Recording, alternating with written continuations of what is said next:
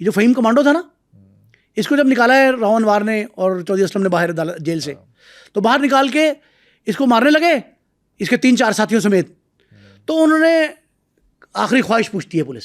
آپ یہ سمجھیں کہ فہیم کمانڈو کو جب جیل سے نکالا تو اس نے کہا جی راؤ صاحب، یہ جملہ ہے ایگزیکٹ، راؤ صاحب، اسلم صاحب، مجھے پتہ ہے میرا آخری وقت آ گیا، مجھے آپ مارنے لگے، مجھے مار دیں، لیکن وصیت میری آخری خواہش یہ ہے کہ مجھے میری پشت پہ گولی نہ ماری جائے، سینے پہ گولی ماری، سینے پہ گولی مارے.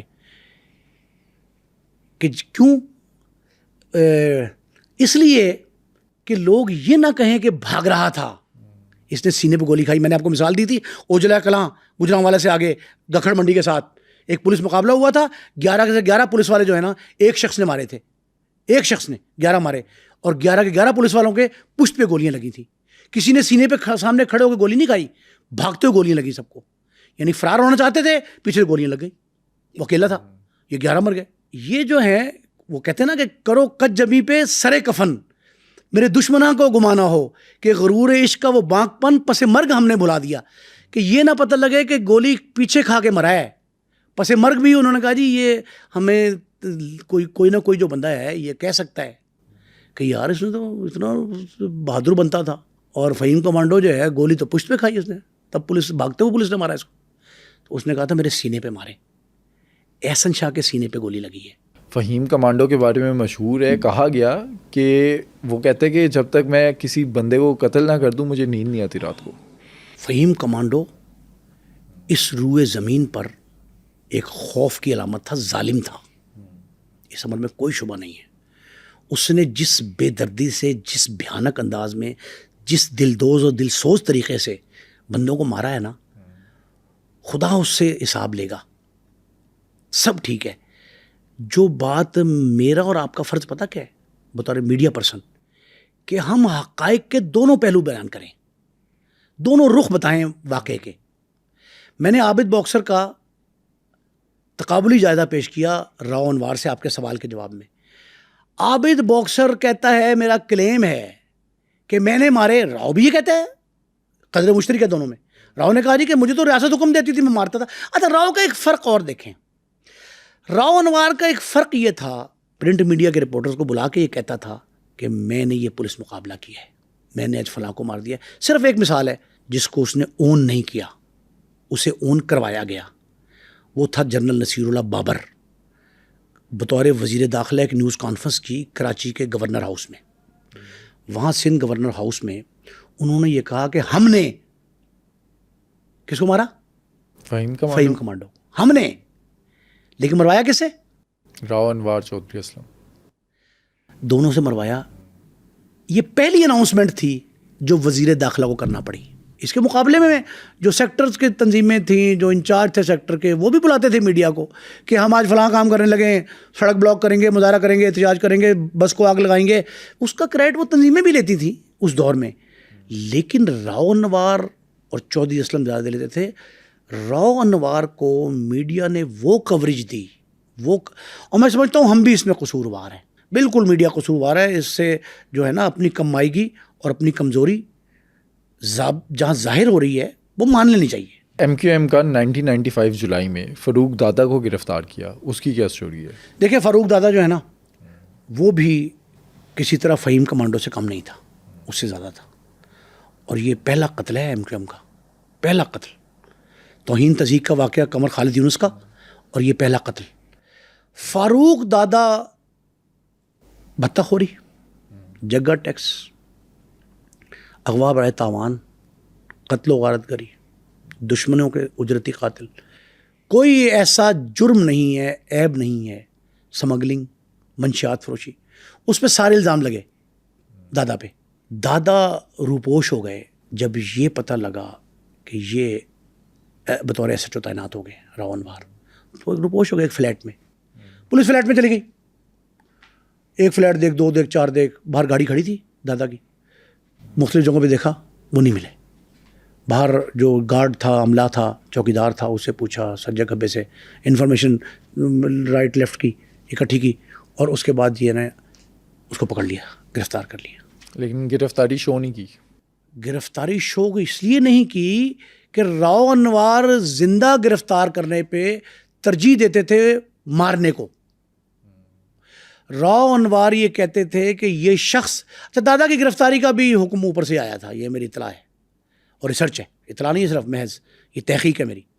دادا کی گرفتاری کا حکم پہلے سے آ چکا تھا سیاسی مخالفت کی بنا پہ, لیکن جرم اپنی جگہ پہ تھے. جرم عدالتوں میں ثابت بھی ہوئے بعد میں, پہلے بھی ہوئے تھے ان کی زندگی میں. یہ بات بہت تحقیق کے بعد بتا رہا ہوں کہ ان کی تلاش کے بعد ان کو پکڑ لیا, حراست میں لیا, اور اسی طرح جس طرح قبرستان میں لے جا کے ان کے 3 ساتھیوں سے مت مارا, گاڑی کے اندر بٹھا کے, اور الزام کیا لگایا, وہی کہانی دوڑائی, روایتی کہانی پولیس کی جو پنجاب میں دہرائی جاتی ہے, لاہور میں احسن شاہ کے ساتھ دہرائی گئی. اس سے پہلے کئی واقعات ہوئے. انہوں نے کہا جی ان کے دوست چھڑوانے آئے تھے اور ان سے مقابلہ ہوا, انہوں نے اس میں یہ مر گئے. دوستوں کی فائرنگ سے مرے, گاڑی میں بیٹھے سارے کے سارے لوگ, مشکیں کس کے پیچھے باندھ کے, اور رسیاں بھی ایسی تھیں جن میں یہ کہا گیا ایک ایک زنجیر بھی باندھی گئی, ایک ایک زنجیر, اور باقی مشکیں کس کے ان کو باندھا گیا تھا اور اس میں ڈائریکٹ فائرنگ کی گئی.